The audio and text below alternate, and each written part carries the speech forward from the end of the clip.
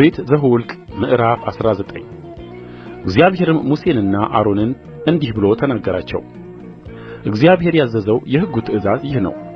መልካሚቱን ነውርም የሌለባትን ቀንበርም ያልተጫነባትን ቀይ ጊደር ያመጡልህ ዘንድ ለእስራኤል ልጆች ንገራቸው።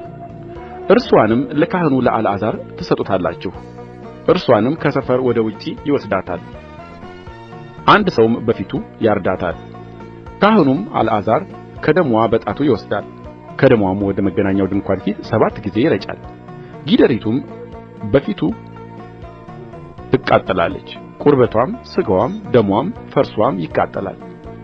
ካህኑም የዝግባ እንጨት ሂሶጵም ቀይ ግምጃም ወስዶ ጊደሪቱ በምትቃጠልበት እሳት መካከል ይጥለዋል። ካህኑም ልብሱን ያጥባል፣ ገላውንም በውኃ ይታጠባል። ከዚያም በኋላ ወደ ሰፈሩ ይገባል። ካህኑም እስከ ማታ ርኩስ ይሆናል። ያቃጠላትም ሰው ልብሱን በውኃ ያጥባል፣ ገላውንም በውኃ ያጥባል፣ እስከ ማታም ድረስ ርኩስ ይሆናል። ንጹሕም ሰው የጊደሪቱን አመድ ያከማቻል፣ ከሰፈሩም ውጭ በንጹሕ ስፍራ ያኖረዋል። ርኵሰትም ለሚያነጻ ውኃ ለእስራኤል ልጆች ማኅበር ይጠበቃል፣ ከኃጢአት ለማንጻት የሚሆን ነው። የጊደሪቱንም አመድ ያከማቸ ሰው ልብሱን ያጥባል፣ እስከ ማታም ድረስ ርኩስ ይሆናል። ይህም ለእስራኤል ልጆች በመካከላቸውም ለሚኖሩ መጻተኛ ለዘላለም ሥርዓት ይሆናል። የሞተውን ሰው በድን የሚነካ 7 ቀን ርኩስ ይሆናል። በዚህም ውኃ በሦስተኛውና በሰባተኛው ቀን ሁለመናውን ያጠራል፣ ንጹሕም ይሆናል። ነገር ግን በሦስተኛውና በሰባተኛው ቀን ሁለመናውን ባያጠራ ንጹሕ አይሆንም። የሞተውን ሰው በድን የነካ ሁለመናውን ባያጠራ የእግዚአብሔርን ማደሪያ ያረክሳል። ያ ሰው ከእስራኤል ዘንድ ተለይቶ ይጠፋል። በእርሱም ላይ የሚያነጻ ውኃ አልተረጨምና ርኩስ ይሆናል። ርኵሰቱ ገና በእርሱ ላይ ነው። ሰው በድንኳን ውስጥ ቢሞት ሕጉ ይህ ነው። ወደ ድንኳኑ የሚገባ ሁሉ በድንኳኑም ውስጥ ያለው ሁሉ 7 ቀን ርኩስ ይሆናል። መክደኛው ያልታሰረ የተከፈተ ዕቃ ሁሉ ርኩስ ነው። በሜዳም በሰይፍም የተገደለውን ወይም የሞተውን በድን ወይም የሰውን አጥንት ወይም መቃብር የሚነካ 7 ቀን ርኩስ ይሆናል።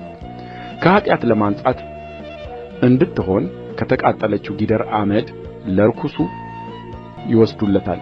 በዕቃውም ውስጥ የምንጭ ውኃ ይቀላቅልበታል። ንጹሕም ሰው ሂሶጱን ወስዶ በውኃው ውስጥ ያጠልቀዋል። በድንኳኑም በዕቃው ሁሉ በዚያም ባሉ ሰዎች ላይ አጥንቱንም ወይም የተገደለውን ወይም የሞተውን ወይም መቃብሩን በነካው ላይ ይረጨዋል። ንጹሑም በሦስተኛውና በሰባተኛው ቀን በርኩሱ ላይ ይረጨዋል። በሰባተኛውም ቀን ያጠራዋል። እርሱም ልብሱን ያጥባል፣ ገላውንም በውኃው ይታጠባል። በማታም ጊዜ ንጹሕ ይሆናል። ሰውም ርኩስ ቢሆን ሁለመናውን ባያጠራ ያ ሰው የእግዚአብሔርን መቅደስ አርክሶአልና ከጉባኤው መካከል ተለይቶ ይጠፋል። በሚያነጻ ውኃ አልተረጨም፣ ርኩስ ነው። ይህም የዘላለም ሥርዓት ይሁንላችሁ። የሚያነጻውን ውኃ የሚረጭ ሰው ልብሱን ያጥባል፣ የሚያነጻውንም ውኃ የሚነካ እስከ ማታ ድረስ ርኩስ ይሆናል። ርኩሱ የሚነካው ነገር ሁሉ ርኩስ ይሆናል፣ የሚነካውም ሰው እስከ ማታ ድረስ ርኩስ ይሆናል።